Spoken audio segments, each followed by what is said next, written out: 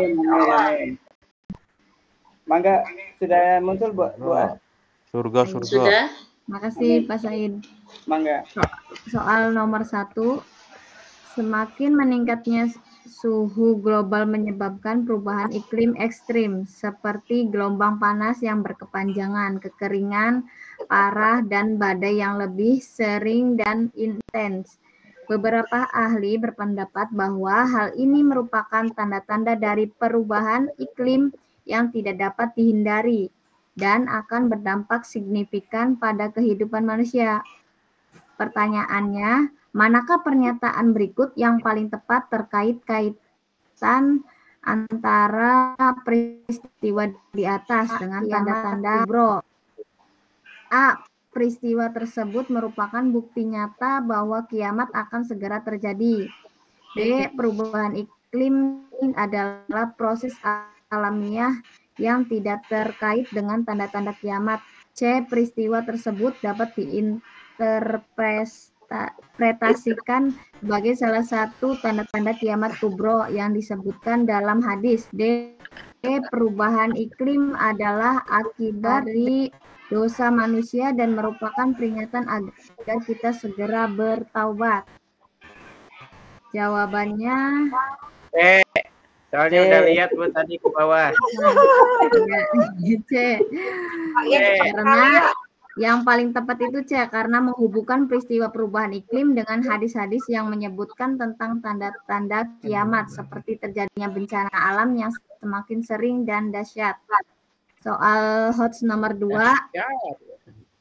munculnya berbagai penyakit menular baru yang sulit disembuhkan seperti COVID-19 telah menimbulkan kepanikan global. Beberapa orang mengaitkan munculnya penyakit-penyakit ini dengan tanda-tanda kiamat.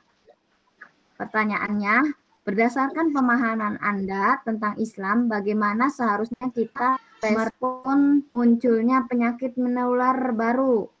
A. Merasa panik dan putus asa karena menganggapnya sebagai tanda kiamat.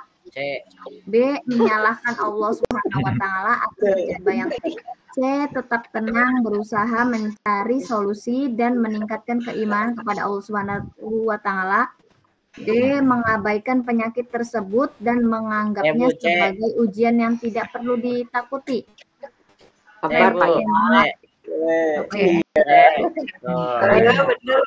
Ya, karena menunjukkan sikap seseorang muslim yang baik dalam menghadapi musibah itu tetap tenang, berusaha mencari solusi dan memperkuat keimanan kepada Allah Subhanahu wa Ta'ala.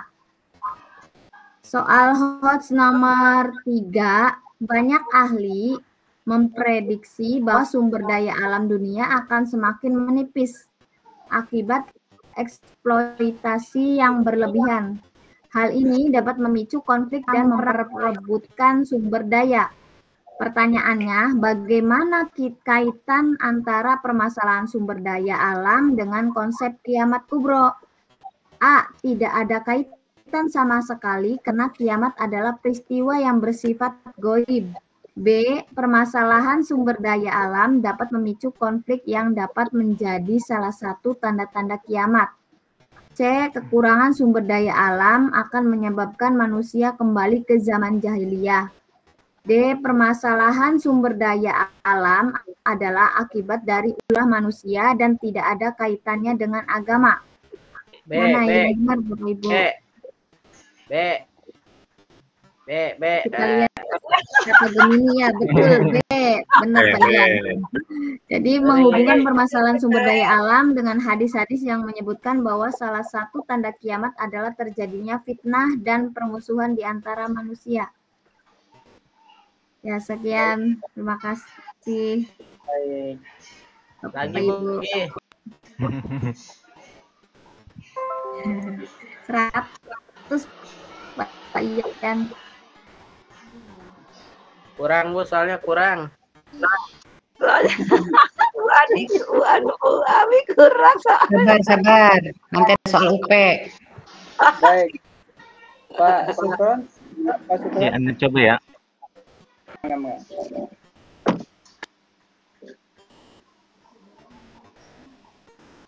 Sudah terlihat belum? Belum. Belum Pak Sukron. Udah Pak Sukron. Udah? Udah. Ya. Mulai ya. Iya. Bismillahirrahmanirrahim. Indikator dari soal 57 disajikan narasi tentang kodok dan kodar. Mahasiswa mampu menyimpulkan makna takdir mubrom dalam kehidupan manusia sebagai makhluk Allah. Soal 1. Narasinya adalah Ali adalah seorang pemuda yang sangat menjaga kesehatan dan selalu berolahraga secara teratur. Namun, suatu hari dia didiagnosa menderita penyakit yang sulit disembuhkan. Ali merasa bingung karena ia telah melakukan segala upaya untuk menjaga kesehatan. Dalam Islam, sisi ini sering dikaitkan dengan konsep takdir. Pertanyaannya, berdasarkan narasi di atas, bagaimana Anda menyimpulkan makna takdir mubrom dalam konteks kehidupan manusia seperti yang dialami oleh Ali? Pilih jawaban. A.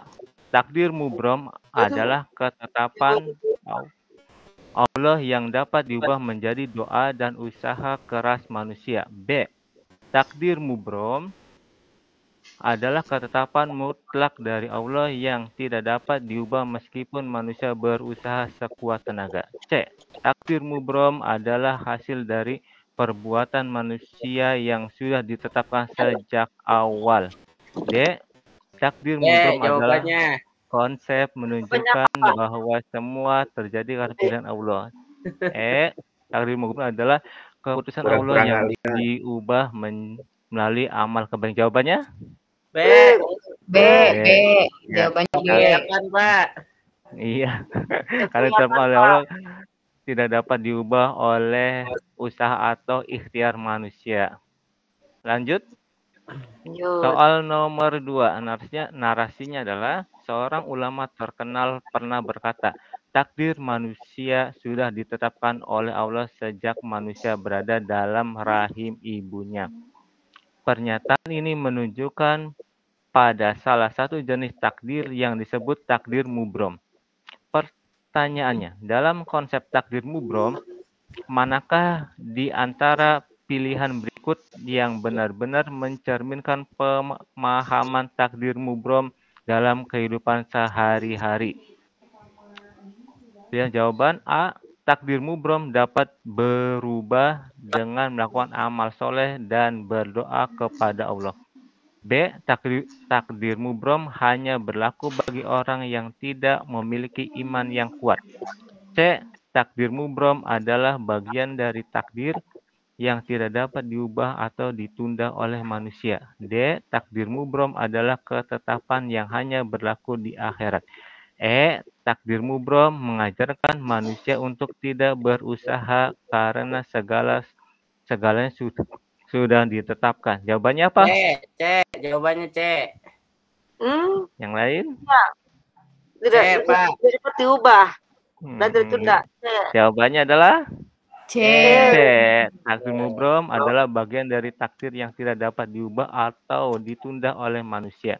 Dalam Islam, takdir mubrom adalah ketetapan mutlak yang tidak bisa diubah oleh amal atau doa. Lanjut.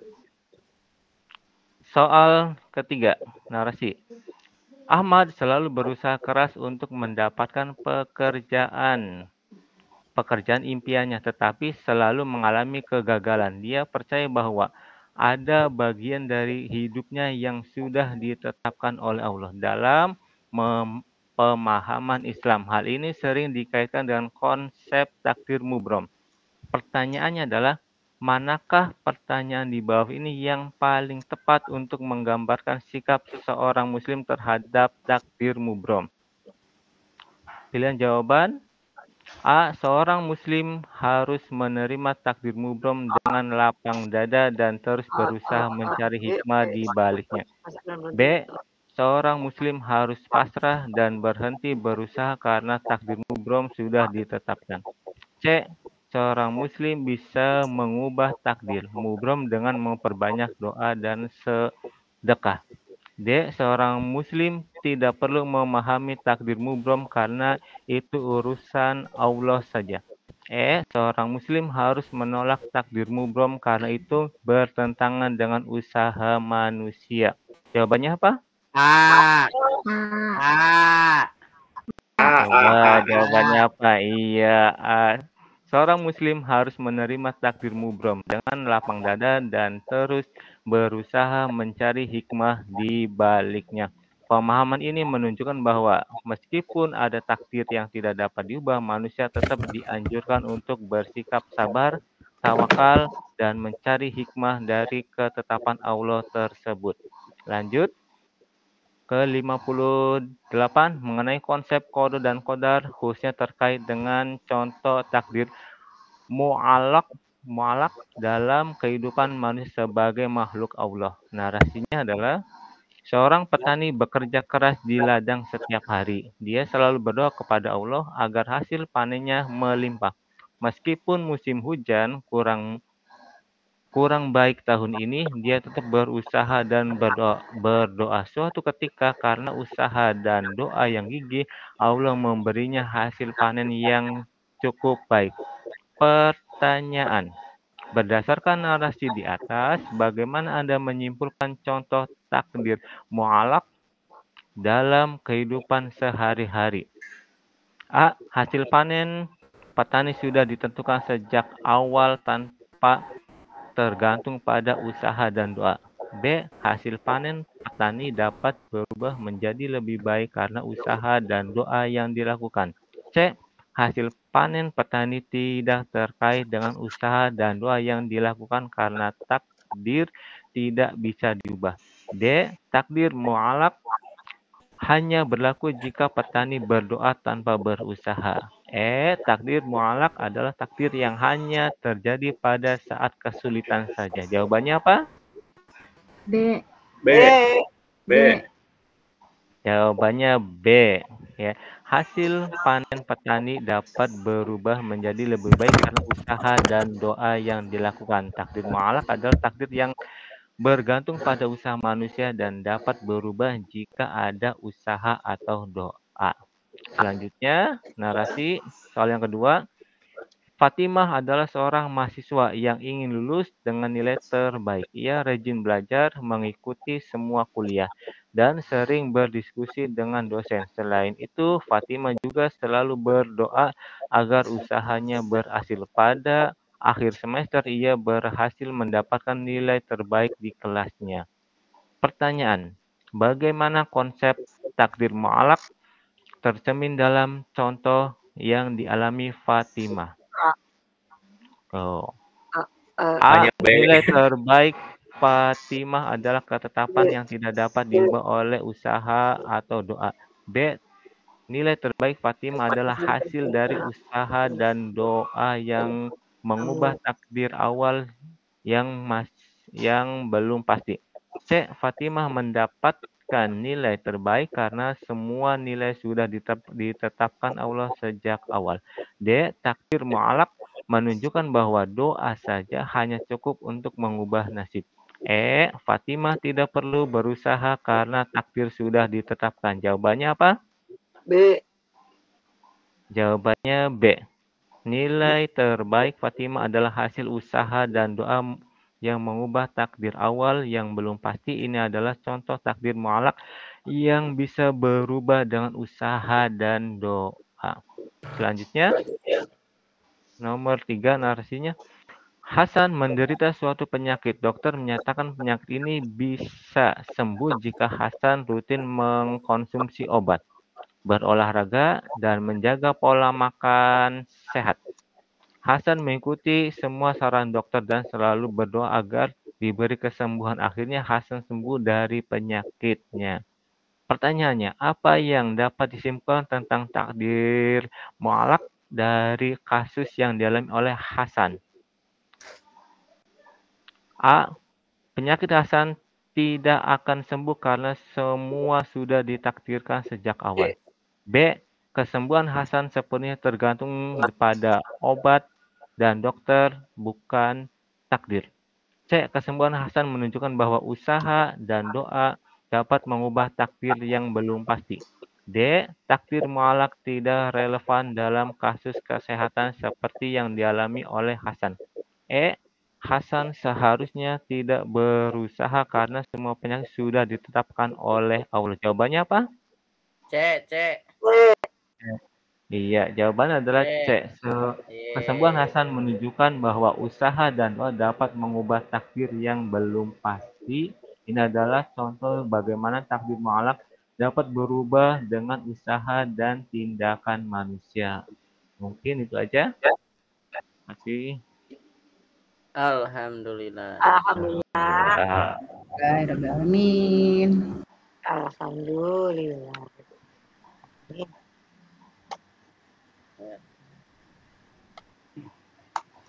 Habis ini Sudah nonton. selesai. Sudah? Udah, Pak Dokter. Pak Haji. Ternyata ini kalau saya lihat itu ternyata itu buatan Pak Ian yang paling rumet itu buat Pak Ian tuh. Iya, iya benar Pak Haji. Itu ahli-ahli itu ahli wali itu. Iya. Turunannya, Pak. Makanya saya sering salah Pak Haji, punya Pak Ian. Jadi lumayan gitu tadi kan, tapi karena yang lainnya alhamdulillah kan kalau saya lihat itu kan berdasarkan kan ini kan berdasarkan modul ya. Iya. Ya, indikator. Berdasarkan modul. Indikator. Indikatornya ya, indikator itu kan tadi saya memang ada pelajaran-pelajaran ini akhlak tasawuf gitu kan, kemudian ada apa sih? Tadi itu sejarah juga enggak ya? Aroma sihir takdir mu'alaq baru. Oh, Berapa? akidah itu akidahku, itu akidah. Iya. Itu akidah tadi mubrom mu'alaq begitu kan, yang memang Kalau ya, Pak Ian akidah tentang wali. yang itu yang karomah itu tadi kan agak lumayan itu. Iya. Karomah itu. Jadi coba di ini aja dilihat lagi lah modulnya supaya nanti tidak terjadi ini kesalahpahaman gitu kan. Iya. Dan ini sebenarnya kalau ujian UP ini kan masih lama ya? Masih lama Pak Dokter. Masih Nanti lama PPL kan? dulu. Iya, PPL Masih dulu. banyak waktu kan untuk itu ya. Dan ya Allah. Nyicil.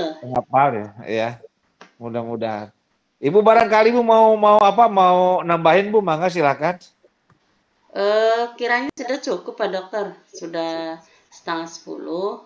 Barangkali teman-teman mau istirahat ya. Itu sudah bagus. Jadi sudah, yang penting intinya kita sudah melihat, sudah menyimak indikatornya. Kemudian dari indikator itu kita mencoba membuat soal dari Google Bar Gemini ya. Nah itu dan sudah alhamdulillah setidaknya sudah membaca, sudah mulai nyicil membaca gitu kan, sedikit-sedikit menjadi bukit. Mudah-mudahan sukses semua, kelas kita lulus semua. Amin ya Allah. Amin. Cukup maturun Ki Pak Dokter, itu saja. Mangga Pak Ahmad Said ditutup Untuk besok sekaligus gimana, dengan Bu? doa. Enggak begini dulu. Nanti kan kalau di saya ini sudah ada jadwal untuk Iya. kompres. Tanggal 9 ya Pak Dokter? Iya Tanggal betul. 11. Iya. Tanggal 9 itu dengan Ibu kan ya Bu ya? Enggak Pak Dokter, kayaknya Pak Dokter sendiri. Enggak, itu saya lihat Bu di apa namanya Coba lihat di halaman. bukan di halaman, di kontrak belajarnya. Iya. Itu ada itu dengan Ibu, ada Mbak saya dengan Ibu. Oh iya, berarti belum muncul di sayanya Pak Dokter. Oh belum muncul ya saya. Belum. Yang tadi saya sebutkan itu memang itu kan yang kira-kira pertanyaannya gitu, bahkan di sana sengaja saya kasih tahu aja lah supaya Iya. persiapan, jadi nanti jangan sampai mahasiswa itu pas ditanya itu bingung gitu kan. Iya. Jadi yang